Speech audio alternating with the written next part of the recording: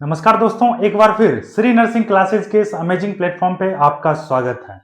दोस्तों, इमेजिन कीजिए आप एक हॉस्पिटल के इमरजेंसी रूम में खड़े हैं और वहां पे बहुत ज्यादा शोर शराबा टेंशन का माहौल है और आपके सामने एक पेशेंट इमरजेंसी कंडीशन में आता है और उसका बीपी एकदम से क्रैश कर रहा होता है। डॉक्टर्स चिल्लाते हैं, नर्सेज स्टार्ट आरएल फास्ट। क्या बच्चों आपने कभी इमेजिन किया है कि उस ट्रांसपेरेंट जो फ्लूइड है उसके अंदर ऐसा क्या जादू होता है जिससे कि एक पेशेंट को मौत के मुंह से खींच कर बाहर ले आता है। तो बच्चों, आज की क्लास में हम उसी आईवी फ्लूइड्स के बारे में चर्चा करने वाले हैं कि वो आईवी फ्लूइड कितने तरह के होते हैं, कौन सा आईवी फ्लूइड कब देना चाहिए, ये आरएल, डीएनएस, एनएस ये सब क्या होते हैं, इसके बीच में क्या डिफरेंसेज होते हैं और किन कंडीशन में पेशेंट को देना चाहिए और कब बच्चों नहीं देना चाहिए। कभी कभी क्या गलती होता है कि डेस्ट्रो जो जिसको शुगर भी बोलते हैं बच्चों, वो किसी पेशेंट में देना होता है, किसी पेशेंट में कॉन्ट्राइंडिकेटेड होता है यानी कि नहीं देना होता है। तो आज की वीडियो में हम बात करेंगे कि किन पेशेंट को शुगर वाला जो डेक्सट्रोज है यानी D5 वो कब नहीं देना चाहिए और किन कंडीशन में देना चाहिए। बच्चों, अगर मान के चलिए कि आप कोई गलत इंजेक्शन का चुनाव कर लेते हैं यानी गलत इंजेक्शन किसी पेशेंट को दे देते हैं तो क्या होता है, उसके बॉडी में रिएक्शन हो जाता है। लेकिन अगर आपने गलत आईवी फ्लूइड का चुनाव कर लिया यानी कि आपने एक गलत आईवी फ्लूइड का सिलेक्शन कर लिया तो उससे पेशेंट के लंग्स में पानी भर सकता है, उससे उस पेशेंट की जो ब्रेन सेल्स होती है वो डैमेज हो सकती है और पेशेंट की मौत भी हो सकती है। इसलिए बच्चों, आईवी फ्लूइड के बारे में जानकारी लेना अत्यंत आवश्यक है। तो अगर आप बच्चों मेडिकल स्टूडेंट हैं तो आपको एक एक्स्ट्रा ऑर्डिनरी स्टूडेंट बनाने का बिल्कुल जिम्मेदारी मैं ले रहा हूँ। आज का वीडियो आप बिल्कुल एंड तक देखिए और आईवी फ्लूइड के रिलेटेड हर एक डाउट को मैं क्लियर करने वाला हूँ। ये जो आईवी फ्लूइड होता है बेसिकली तीन तरह का फ्लूइड इसमें होता है, एक हाइपरटोनिक, आइसोटोनिक और हाइपोटोनिक। जो आइसोटोनिक फ्लूइड होता है बच्चों, इसको एक दोस्त की तरह आप समझ सकते हैं कि ये क्या होता है, ट्रू फ्रेंड होता है। ये बोलता है ना मुझे तुमसे कुछ लेना है ना मुझे तुमको कुछ देना है, मैं सिर्फ और सिर्फ क्या करूंगा, अपना यहाँ वॉल्यूम बढ़ाने आ रहा हूँ। यानी कि किसी किसी केस में क्या होता है बच्चों, डिहाइड्रेशन देखने को मिलता है। तो अगर डिहाइड्रेशन वाले पेशेंट के अंदर क्या करते हैं, हम आइसोटोनिक फ्लूइड लगाते हैं। उसमें क्या होता है कि पेशेंट के अंदर वॉल्यूम की कमी हो जाती है, फ्लूइड की कमी हो जाती है, उसको वो पूरा करता है। या फिर किसी केस में बच्चों हेमरेज है, पेशेंट के अंदर बहुत ज्यादा ब्लीडिंग हो रहा है, ब्लड लॉस हो रहा है, तो उस केस में भी हम क्या करते हैं, आइसोटोनिक फ्लूइड देते हैं। तो दूसरा हमारा फ्लूइड है जिसके बारे में पढ़ने वाले हैं, वो है हाइपोटोनिक फ्लूइड। जो हाइपोटोनिक फ्लूइड होता है बच्चों, उसको आप हाइड्रेटर भी बोल सकते हो। और ये हाइड्रेटर क्या काम करता है कि आपके बॉडी के जो सेल्स हैं वो क्या होते हैं, पानी के बिना सिकुड़ करके कांटे जैसा हो जाते हैं। कांटा देखे हो आप बच्चों, उस तरह से हो जाते हैं। ये क्या करता है, उस सेल्स के अंदर पानी भरता है, उसको क्या करता है, नया जीवन देता है। तो जो फ्लूइड है बच्चों, जिस पेशेंट के अंदर पानी की कमी हो जाती है, सेल्स के अंदर पानी कम हो जाता है, सिकुड़ना स्टार्ट हो जाता है, तो उस केस में हम क्या करते हैं, पेशेंट को हाइपोटोनिक सोल्यूशन देते हैं। और तीसरा जो हमारा फ्लूइड है जिसके बारे में पढ़ने वाले हैं बच्चों, वो है हाइपरटोनिक फ्लूइड। ये हाइपरटोनिक फ्लूइड क्या होता है, तो हाइपरटोनिक फ्लूइड बच्चों बहुत ज्यादा डेंस होता है। डेंस होता है, इसका मेन काम होता है बच्चों कि आपके बॉडी के अंदर एक्स्ट्रा फ्लूइड को बाहर निकालना। यानी कि किसी किसी केस में पेशेंट को अगर स्वेलिंग है, बॉडी के अंदर एडिमा फॉर्मेशन हो रहा है, तो उस कंडीशन में हम हाइपरटोनिक फ्लूइड देते हैं पेशेंट को, ताकि उसके बॉडी से एक्स्ट्रा सूजन है वो खत्म हो जाए। क्लियर है? तो बच्चों, आज की क्लास में बने रहिए। हम अगर आप मेडिकल स्टूडेंट हैं तो आपको एक स्मार्ट और एक्सपर्ट बनाने की कोशिश हम बिल्कुल इस वीडियो के माध्यम से करेंगे, ताकि आगे आपको आईवी फ्लूइड के बारे में कोई भी कंफ्यूजन नहीं बचेगा बच्चों। तो आज की क्लास को चलिए बिना टाइम गवाए हम शुरू करते हैं। सबसे पहले आप देख सकते हैं बच्चों, ये जो हमारा मिशन 50 सीरीज चल रहा है, ये टॉपिक 27 है, ये 27 टॉपिक है और जिसका नाम है आईवी फ्लूइड। इसी तरह का 26 टॉपिक जो है प्लेलिस्ट में डाला हुआ है, आप लोग जाके वेरी वेरी इंपॉर्टेंट टॉपिक है, सारा कुछ आप कवर कीजिए और साथ साथ में नोट्स भी जरूर बनाइए बच्चों। सबसे पहले मैं बात कर लेता हूं बच्चों सॉल्यूशन की। सबसे पहले बात कर लेते हैं कि सॉल्यूशन किसे बोला जाता है। आप सभी सॉल्यूशन का नाम जरूर सुना होगा बच्चों। ये जो सॉल्यूशन होता है दो टर्म से मिलकर बनता है, एक सॉल्यूट और दूसरा सॉल्वेंट। सॉल्यूट और सॉल्वेंट को अगर मिला दिया जाए तो क्या बन जाता है, सॉल्यूशन बन जाता है। क्या बन जाता है बच्चों, सॉल्यूशन बन जाता है। अगर हम सॉल्यूट की बात करें कि सॉल्यूट क्या होता है, तो सॉल्यूट क्या होता है बच्चों, सॉलिड होता है। और ये सॉल्वेंट क्या होता है, लिक्विड होता है। क्या होता है, लिक्विड होता है। अगर सॉलिड का एग्जाम्पल की बात करें तो जैसे सॉल्ट, नमक। नमक क्या है, सल्यूट है। और लिक्विड की बात करें बच्चों तो ये क्या है, वाटर। ये क्या होता है, वाटर। वाटर क्या है, तो सॉल्वेंट है। अगर सॉल्ट और वाटर को मिक्स कर दिया जाए तो क्या बन जाएगा, सोल्यूशन तैयार हो जाएगा। क्या तैयार हो जाएगा बच्चों, सोल्यूशन। अब हम बात कर लेते हैं बच्चों कि किसी सोल्यूशन के अंदर तीन क्राइटेरिया हो सकता है, तीन चीजें हो सकता है। या तो उस सोल्यूशन का क्या होगा, कंसंट्रेशन ज्यादा होगा, या फिर उस सोल्यूशन का कंसंट्रेशन कम हो सकता है, या फिर उस सोल्यूशन का कंसंट्रेशन क्या रहेगा, इक्वल रहेगा, यानी कि बराबर रहेगा। तो क्या क्या होगा बच्चों, या तो उस सोल्यूशन का कंसंट्रेशन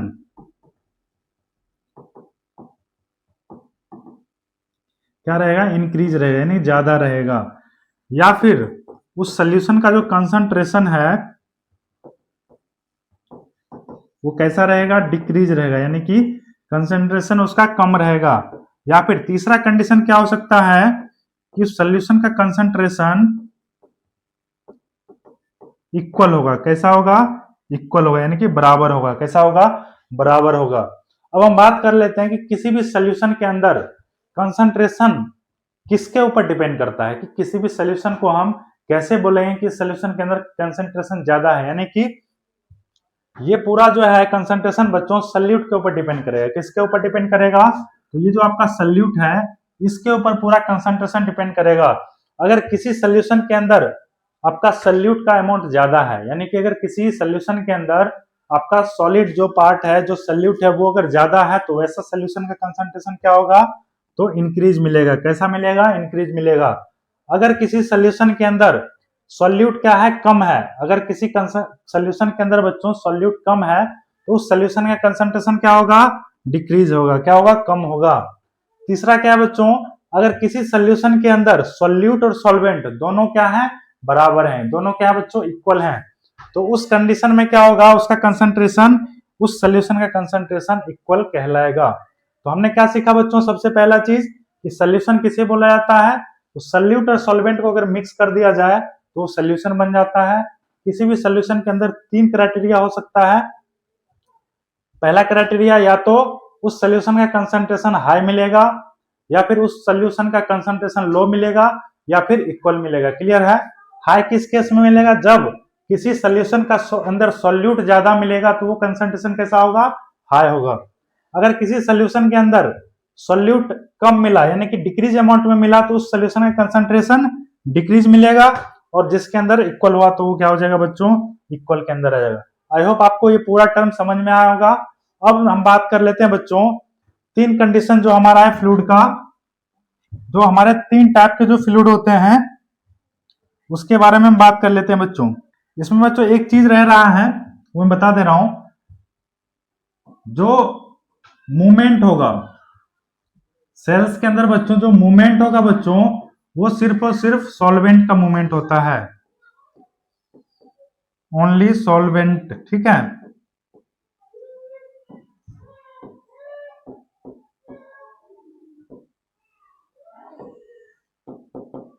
सेल के अंदर मूवमेंट हो या फिर कहीं भी मूवमेंट हो, कौन मूव करेगा, तो सॉल्वेंट मूव करेगा। कौन मूव करेगा बच्चों, सॉल्वेंट, यानी कि पानी। उसके अंदर पानी जो होगा वही मूव करेगा। आगे देखते हैं, मूव से याद आया बच्चों, आपको चार टर्म समझना बेहद जरूरी है अगर आप आईवी फ्लूइड पढ़ रहे हैं। वो चार चीज क्या है, पहला चीज है बच्चों इंट्रासेलुलर। क्या है, इंट्रासेलुलर। दूसरा जो टर्म है बच्चों वो है एक्स्ट्रा सेलुलर, एक्स्ट्रा सेलुलर। तीसरा जो टर्म है बच्चों वो है बच्चों इंटरस्टिशियल, इंटरस्टिशियल। और चौथा जो टर्म है वो है इंट्रावास्कुलर। क्या है, इंट्रावास्कुलर। बहुत बच्चे इन चारों टर्म का मतलब बहुत अच्छे से जानते होंगे, जो नहीं जानते हैं वो अच्छे से ध्यान पूर्वक देखिएगा बच्चों। ये जो इंट्रासेलुलर है इसमें फ्लूइड कहां जाएगा बच्चों, इन द सेल, सेल्स के अंदर। कहां जाएगा, सेल्स के अंदर।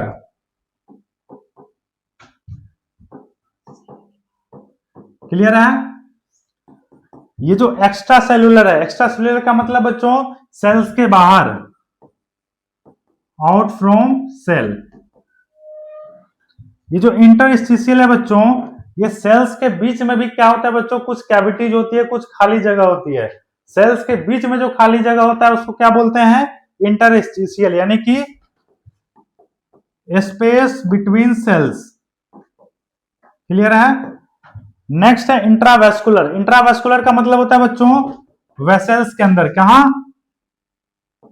ब्लड वेसल्स के अंदर, in the blood vessels.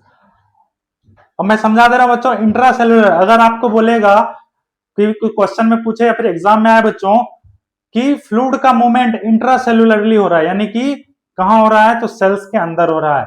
Fluid का मूवमेंट बच्चों या फिर सोल्यूशन का मूवमेंट एक्स्ट्रा सेलुलर पार्ट में हो रहा है, यानी कि सेल्स के बाहर हो रहा है। अगर फ्लूइड का मूवमेंट इंटरस्टिशियल में हो रहा है, यानी कि सेल्स के अंदर ही क्या हो रहा है, जो भी गैप प्रेजेंट था, जो भी कैविटी था बच्चों, जो स्पेस था उसके अंदर उसका मूवमेंट हो रहा है। और चौथा क्या है बच्चों, अगर बोलेगा कि फ्लूइड का मूवमेंट इंट्रावास्कुलर हो रहा है तो उसका मतलब क्या है बच्चों कि ब्लड वेसल्स के अंदर क्या हो रहा है, फ्लूइड का मूवमेंट हो रहा है। आई होप चारों चीज आपको समझ में आ गया होगा। अब हम बात कर लेते हैं, बच्चों फ्लूइड का जो टाइप्स है, टाइप्स ऑफ फ्लूइड।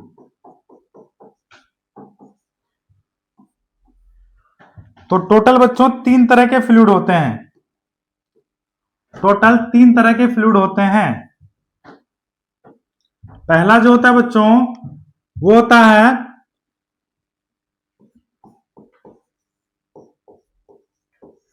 हाइपरटोनिक, दूसरा जो होता है हाइपोटोनिक, क्या होता है, हाइपोटोनिक, और तीसरा जो होता है बच्चों वो होता है आइसोटोनिक, आइसोटोनिक। यानी कि फ्लूइड 3 तरह के होते हैं, हाइपरटोनिक, हाइपोटोनिक और आइसोटोनिक। सबसे पहले समझते हैं कि ये हाइपरटोनिक फ्लूइड कौन सा होता है। यहां पे देख रहे होंगे बच्चों हाइपर लिखा हुआ है, हाइपर का मतलब क्या होता है, ज्यादा, हाइपर का मतलब क्या होता है बच्चों, ज्यादा। और आपको बोले थे कि किस सोल्यूशन के अंदर क्या होता है, कंसंट्रेशन ज्यादा होता है। तो जिस सोल्यूशन के अंदर बच्चों सल्यूट का मात्रा ज्यादा है वो कैसा सोल्यूशन होगा, तो वैसा कंसंट्रेशन उसका ज्यादा रहेगा, यानी कि हाइपरटोनिक होगा। तो इसके अंदर क्या होगा कि सल्यूट का जो कंसंट्रेशन होगा ज्यादा होगा, यानी कि जिसको हाइपरटोनिक हम फ्लूइड बोलेंगे। तो हाइपरटोनिक फ्लूइड में क्या होगा कि मान के चलिए ये आपका सेल्स है, ये क्या है बच्चों, ये सेल्स है, इसके अंदर क्या है, हाइपरटोनिक सोल्यूशन में क्या है कि सल्यूट ज्यादा है, क्या है, सल्यूट ज्यादा है, सल्यूट ज्यादा है। तो ऑब्वियसली क्या बात है बच्चों की सॉल्वेंट की क्या हो जाएगी, कमी हो जाएगी, क्या हो जाएगी, सॉल्वेंट की कमी हो जाएगी। जब बच्चों सॉल्वेंट यानी कि इसके अंदर क्या होगा बच्चों, वाटर का कमी हो जाएगा। अगर वाटर का कमी हो गया बच्चों तो सेल्स के अंदर क्या होगा बच्चों कि वाटर बाहर आना स्टार्ट हो जाएगा, क्या हो जाएगा बच्चों, वाटर बाहर आना स्टार्ट हो जाएगा सेल से। जब सेल से वाटर बाहर आना स्टार्ट हो जाएगा तो उस कंडीशन में क्या हो जाएगा बच्चों, आपका सेल पिचक जाएगा, सेल क्या हो जाएगा, श्रिंक हो जाएगा, जिसको बच्चों सेलुलर श्रिंकेज भी आप बोल सकते हो, सेलुलर श्रिंकेज। तो हाइपरटोनिक सोल्यूशन के अंदर, हाइपरटोनिक फ्लूइड के अंदर क्या देखा जाता है, सेलुलर श्रिंकेज। क्या देखा जाता है, सेलुलर श्रिंकेज। क्यों, क्योंकि इसमें क्या है, सल्यूट का मात्रा ज्यादा है और सॉल्वेंट की मात्रा कम है। तो सेल्स के अंदर का जो फ्लूइड है बच्चों वो क्या करेगा, बाहर मूव कर जाएगा, जिसके अंदर क्या हो जाएगा, सेल सिकुड़ जाएगा, कांटे की तरह हो जाएगा। ठीक है। अब नेक्स्ट है हाइपोटोनिक। हाइपोटोनिक के अंदर हमने क्या समझा था, हाइपो का मतलब होता है बच्चों कम, क्या होता है, हाइपो का मतलब कम होता है। कम का मतलब क्या हमने देखा था, इसके अंदर सॉल्यूट क्या होगा, कम होगा, क्या होगा बच्चों, कम होगा। जब सॉल्यूट कम है बच्चों तो सॉल्वेंट क्या होगा, ज्यादा होगा, क्या होगा, सॉल्वेंट ज्यादा होगा, यानी कि पानी इसके अंदर वाटर ज्यादा होगा। अब मान के चलिए बच्चों ये आपका सेल्स है, इस सेल्स के अंदर क्या है बच्चों, पानी अत्यधिक है, पानी अत्यधिक है तो क्या होगा बच्चों कि पानी सेल्स के अंदर भरना स्टार्ट हो जाएगा। जब सेल्स के अंदर पानी भरना स्टार्ट हो जाएगा तो एक्सेसिव वाटर की वजह से क्या हो जाएगा बच्चों, एडिमा का कंडीशन हो जाएगा, क्या हो जाएगा, एडिमा का कंडीशन हो जाएगा, स्वेलिंग आ सकता है। और किसी किसी केस में देखा गया है बच्चों कि आपका जो सेल्स है वो फट भी सकता है, बर्स्ट कर सकता है, क्या क्या कर सकता है बच्चों, बर्स्ट कर सकता है। तो इसको क्या बोल सकते हैं, सेलुलर, सेलुलर एडिमा, इसको क्या बोल सकते हैं, सेलुलर एडिमा बोल सकते हैं। क्लियर है? तो हमने क्या देखा, हाइपरटोनिक फ्लूइड कौन सा था जिसके अंदर सल्यूट का मात्रा बहुत ज्यादा था। हाइपोटोनिक फ्लूइड कौन सा होते हैं जिसके अंदर सल्यूट का मात्रा कम है, यानी कि इस सोल्यूशन के अंदर क्या है, कंसंट्रेशन कम है। तो इसके अंदर क्या होगा बच्चों, वाटर क्या करेगा बच्चों, मूव करना स्टार्ट कर देगा सेल्स के अंदर, जिसके अंदर क्या देखने को मिलेगा आपको, बॉडी के अंदर एडिमा देखने को मिलेगा, स्वेलिंग देखने को मिल सकता है, और किसी किसी केस में अब देखा गया है कि सेल्स फट भी सकता है। नेक्स्ट क्या है, आइसोटोनिक। आइसोटोनिक क्या होता है बच्चों, ये इसका कंसंट्रेशन इक्वल होता है। कैसा होता है, इक्वल होता है। तो इसमें क्या होगा, ना सेल्स के अंदर कुछ जाएगा ना बाहर आएगा। क्या होगा बच्चों, जैसे हमने आपको इंट्रोडक्शन में ही बता दिया था, ये क्या होता है, ट्रू फ्रेंड होता है। ट्रू फ्रेंड मतलब ये बोलता है ना मुझे तुमसे कुछ लेना है ना मुझे तुमको कुछ देना है, मैं तो सिर्फ उसे क्या यहाँ पे वॉल्यूम बढ़ाने के लिए आया हूं। तो ये क्या हो जाएगा बच्चों, आइसोटोनिक फ्लूइड हो जाएगा। इसके अंदर नो सेलुलर चेंजेस, किसी भी तरह का सेलुलर चेंजेस आपको देखने को नहीं मिलेगा। क्लियर है? अब देखिए बच्चों, हमने क्या देखा, टाइप्स ऑफ फ्लूइड में 3 तरह के फ्लूइड होते हैं। हम आगे स्लाइड में देखने वाले हैं कि ये हाइपरटोनिक फ्लूइड का एग्जांपल कौन कौन सा होता है, कौन सा फ्लूइड ऐसा है, जैसे RL, DNS, D5, बहुत सारे ऐसे फ्लूइड हैं। तो हाइपरटोनिक फ्लूइड कौन सा होगा, हाइपोटोनिक कौन सा होगा और आइसोटोनिक कौन सा होगा। क्लियर है? चलिए आगे देख लेते हैं हम कि सबसे पहले हाइपोटोनिक सोल्यूशन। सबसे पहले बच्चों क्या था, हाइपरटोनिक, दूसरा था हाइपोटोनिक, और तीसरा था बच्चों आइसोटोनिक। क्या था, आइसोटोनिक। तो जल्दी जल्दी देख लेते हैं, ये जो हाइपरटोनिक है इसके अंदर कौन कौन सा फ्लूइड आता है। एग्जाम्पल में बात करें तो सबसे पहले बच्चों D10, दूसरा D5, इसमें 0.9% NS भी जोड़ लीजिए बच्चों। तीसरा जो होता है D25, चौथा बच्चों जितने भी कोलॉइड सोल्यूशन हैं, जितने भी कोलॉइड सोल्यूशन है वो भी क्या होते हैं, हाइपरटोनिक सोल्यूशन होते हैं, कोलॉइड।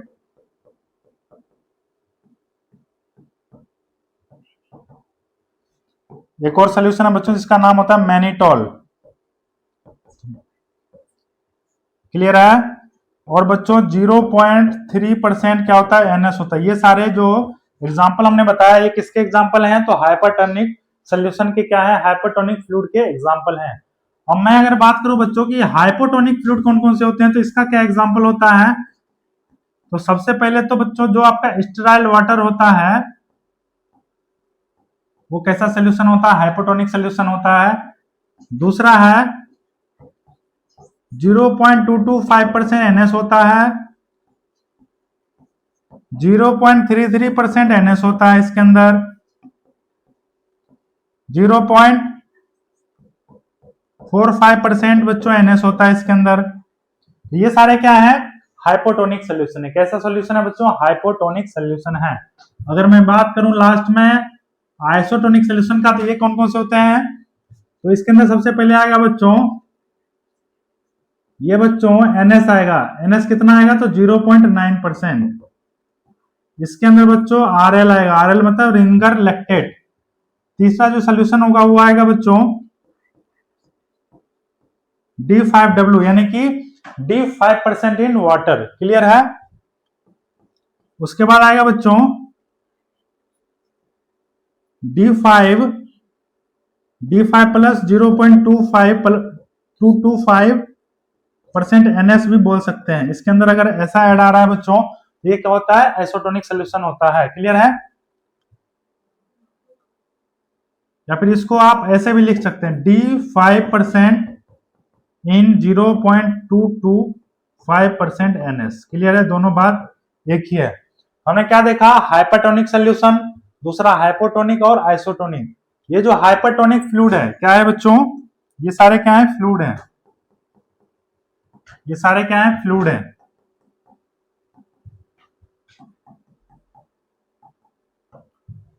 अब हाइपरटोनिक फ्लूइड, हाइपोटोनिक फ्लूइड और आइसोटोनिक फ्लूइड। सबसे पहले हाइपरटोनिक फ्लूइड क्या है, डेक्स्ट्रो 10%। आप बोतल देखे होंगे, बोतल के ऊपर मार्किंग होता है, लेबलिंग होता है बच्चों D 10% का। और D5 प्लस 0.9% NH सारा कंपोजिशन के अंदर लिखा हुआ रहता है। आप लोग अब जब भी हॉस्पिटल एरिया में जाते हैं तो इस चीज पे जरूर गौर कीजिएगा। D25% होता है, कोलॉइड सोल्यूशन जितने सारे हैं, मैनिटोल है, 0.3% NH, ये सारे कैसा सोल्यूशन है, हाइपरटोनिक सोल्यूशन है बच्चों। फिर हाइपोटोनिक फ्लूइड आता है, इसके अंदर जो भी स्टेराइल वाटर जो भी इंजेक्शन के अंदर यूज किया जाता है, 0.225 NH, 0.33% NH, 0.45% NH। और आइसोटोनिक फ्लूइड के अंदर NS है, RL है, D5W यानी कि D5% इन वाटर, और D5 के साथ साथ बच्चों 0.225% NS भी किसके अंदर आता है, आइसोटोनिक फ्लूइड के अंदर आता है। अब सबसे पहले बच्चों हमने आपको अच्छे से समझा दिया कि हाइपरटोनिक फ्लूइड किस केस में दिया जाता है और इसका कंसंट्रेशन कैसा। हाइपरटोनिक फ्लूइड का कंसंट्रेशन ज्यादा रहता है, हाइपोटोनिक फ्लूइड का कंसंट्रेशन कम रहता है, और आइसोटोनिक फ्लूइड का कंसंट्रेशन कैसा रहता है बच्चों, बिल्कुल इक्वल रहता है, एक समान रहता है। अब एक चीज आपको याद करने वाली यह है बच्चों कि हम समझेंगे कैसे और कब कौन सा फ्लूइड देना है। तो जो आपके बॉडी का जो सीरम का जो बच्चों ऑस्मोलैरिटी होता है, या फिर कह सकते हैं normal serum osmolarity, normal serum osmolarity, osmolarity को बच्चों कैसे लिखा जाता है, ऑस्मोल प्रति लीटर। क्लियर है। तो ये कितना होता है बच्चों, तो 270 से 300 यानी कि 270 से 300 मिली ऑस्मोल प्रति लीटर होता है। क्या होता है, मिली ऑस्मोल प्रति लीटर होता है। अगर मान के चलिए बच्चों ये क्या है आपका नॉर्मल सीरम ऑस्मोलैरिटी है, अगर 270 से कम आ रहा है, अगर मान के चलिए कि 270 से कम आ रहा है, तो आपको क्या समझ जाना है वो कैसा फ्लूइड है, तो वो है बच्चों हाइपोटोनिक फ्लूइड। कैसा फ्लूइड है, हाइपोटोनिक फ्लूइड। अगर आपके बॉडी की ऑस्मोलैरिटी से ज्यादा आ रहा है बच्चों, फ्लूइड के अंदर मार्किंग देख रहे हैं या फिर फ्लूइड जो भी दे रहे हैं, वो कौन सा फ्लूइड होगा, हाइपरटोनिक फ्लूइड होगा। कैसा होगा, हाइपरटोनिक फ्लूइड होगा। अगर फ्लूइड का बच्चों रेंज 270 से 300 के बीच में यानी कि 270 से लेकर के 300 के बीच में, तो कैसा सोल्यूशन होगा, कैसा फ्लूइड होगा, वो होगा आइसोटोनिक फ्लूइड।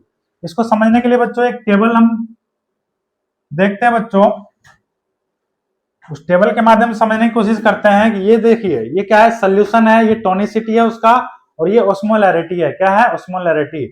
सबसे पहले देखते हैं बच्चों 0.9% NS, क्या है 0.9% NS, ये कैसा सोल्यूशन है, तो आइसोटोनिक सोल्यूशन है। अब ये जो आइसोटोनिक सोल्यूशन क्यों है, क्योंकि हमने देखा था बच्चों कि नॉर्मली जो सीरम का ऑस्मोलैरिटी था बच्चों वो था 270 से लेकर के 300।